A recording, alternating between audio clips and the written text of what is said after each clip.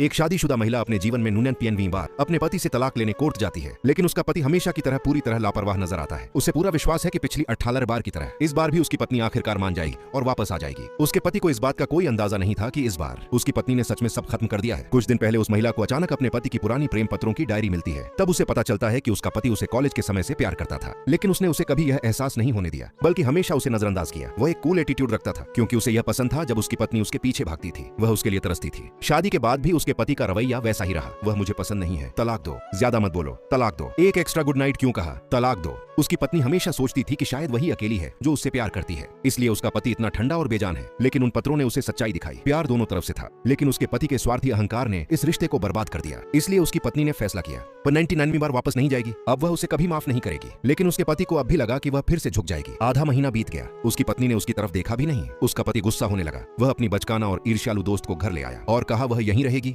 उसकी पत्नी फिर भी शांत रही। उसके पति ने उसका जन्मदिन मनाया। वह हमेशा उसके साथ रोमांटिक होने का नाटक करता था ताकि उसकी पत्नी जल जाए, लेकिन उसके चेहरे पर कोई भावना नहीं थी। वह कुछ ताजी हवा लेने बाहर गई। वही लड़की उसके पास आई और अहंकार से कहा, जल्दी तलाक लो और इस घर से निकल जाओ, वरना मैं तुम्हें पानी में डुबो दूंगी। यह कहकर उसने सचमुच अपनी पत्नी को पानी में धक्का दे दिया। लेकिन जैसे ही पति ने अपनी पत्नी को पानी में गिरते देखा, वह होश खो बैठा और तुरंत कूद गया। उसने उसे बाहर खींचा। वह कांपते हाथों से उसकी सांस वापस लाने की कोशिश करने लगा। वह पल साफ था, वह डर गया था। वह अपनी पत्नी को खोने से डर गया था। लेकिन जैसे ही उसकी पत्नी को होश आया, उसका पति फिर उसी कूल और अहंकारी रूप में आ गया। उसकी पत्नी ने सच बताया कि लड़की ने उसे धक्का दिया और पुलिस को बुलाने को कहा। लेकिन